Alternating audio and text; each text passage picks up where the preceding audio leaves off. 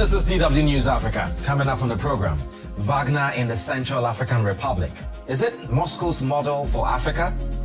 Once a private military company, now it is Russia's long arm in CAR.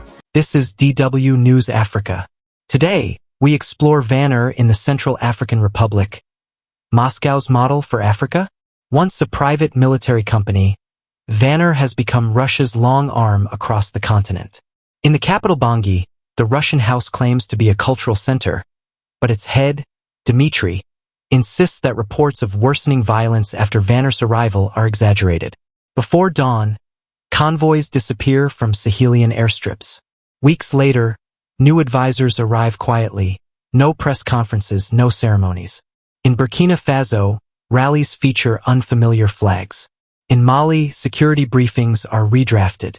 In Moscow, a signature transfers Vagner responsibilities to the SVR. Headlines call it a takeover. Investigators point to influence budgets and secret documents. But the deeper story is about trust and expectations, not just mercenary operations. For nearly a decade, much of the Sahel operated under Western-backed security umbrellas. France deployed thousands of troops under Operation Barkhane. Intelligence networks expanded, drones monitored vast desert corridors, and military bases multiplied. Stabilization, counterinsurgency, partnership, the language was precise. Yet insecurity spread southward. Armed groups moved across borders, civilians suffered, and governments changed hands. Each failure wasn't just instability, it was a verdict. Security systems that fail for years erode trust. Citizens ask, who is truly being protected? This was the space Vagner entered. President Putin framed Russia as a partner without a colonial past. Vagner, however, is heavily involved in resource extraction in Mali, Sudan, and beyond. His approach is blunt, transactional, and fast. No lectures on elections or constitutions, just immediate military support. When Vagner's founder Yevgeny Prigozhin died in 2023, Russian personnel were already embedded. Security structures existed, influence channels functioned. Moscow centralized control through formal state structures like the Africa Corps and transferred operations to the SVR. This was not a new expansion but the absorption of existing infrastructure. Western narratives frame this as escalation. But the reality is normalization, converting a proxy tool into a state-controlled instrument. The question is not why Russia reorganized, but why its presence was politically sustainable. Western operations had failed to stabilize daily life. When legitimacy thins, alternatives gain traction. That vacuum allowed Russia to offer governments speed, force, and support without political conditions. After coups in Mali, Burkina Faso, and Niger, sanctions tightened and borders closed. External pressure was coordinated, leaving governments feeling isolated. In response, the Alliance of Sahel States, AES, emerged as a mutual defense, insulation against foreign interference. AES was not scripted in Moscow, it was defensive architecture born from local necessity. Russia benefits, but benefiting from circumstances is not the same as engineering them. African leaders adapt under pressure. Diversification is survival. Russia's SVR reportedly coordinates intelligence, media strategies, and political advisory networks. Around $7.3 million was allocated in 2024 alone.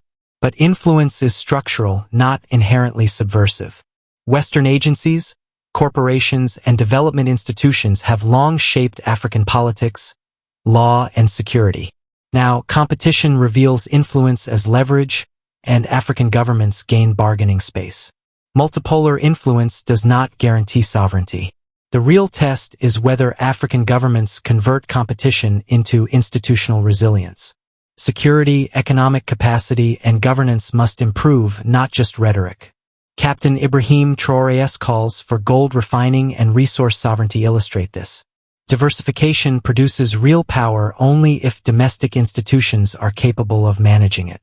Otherwise, dependency merely shifts. Russia's formalized presence reflects centralization and coordination, but autonomy requires African ownership. Who controls revenue flows, security doctrine, education, infrastructure, and legal frameworks? Influence matters only when it hardens into legal and structural authority. Western influence historically shaped mining codes, fiscal systems, and security agreements. Russian networks now compete for the same terrain, presenting African governments with negotiation leverage. The challenge is institutional strength. Security partnerships must stabilize regions. Economic policies must retain value locally. Diplomatic diversification must be paired with domestic reform. Without these, multipolarity remains superficial. The SVR's takeover of Vagner networks highlights a deeper truth. Africa is no longer a passive stage. History warns. In the 19th century, African borders were drawn without consent. Today, rivalry is mediated through contracts, intelligence, and infrastructure, not treaties. Russia's role in the Sahel is part of a broader contest for influence, but it also shows Africa's strategic centrality. Multipolarity can empower governments if they assert control, demand better terms for resources, and strengthen institutions. But it can also fragment politics if short-term survival overtakes structural reform.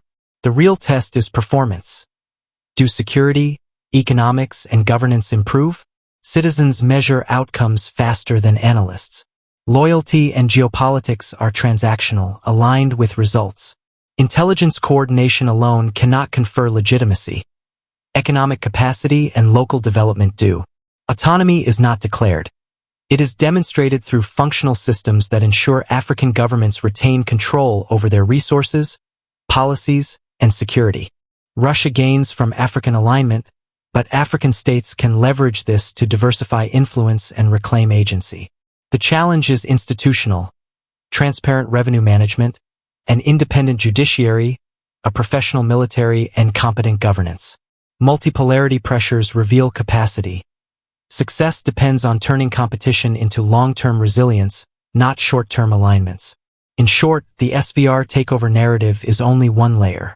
Africa is at the center of renewed global competition, and the continent's future depends on whether governments master this rivalry or are mastered by it. Strategic autonomy is possible, but only if African states claim the seats at the table and convert influence into institutional power. Multipolarity offers opportunity, but without disciplined domestic structures, it risks repeating patterns of dependency under new flags. Africa's path forward will not be decided by Moscow, Paris, or Washington. It will be measured by results. Secure territories, locally controlled economies, functional governance, and the ability to manage competition on the continent's terms. History offers both a warning and a possibility. Rivalry can consume or empower, but only institutional strength will determine the outcome.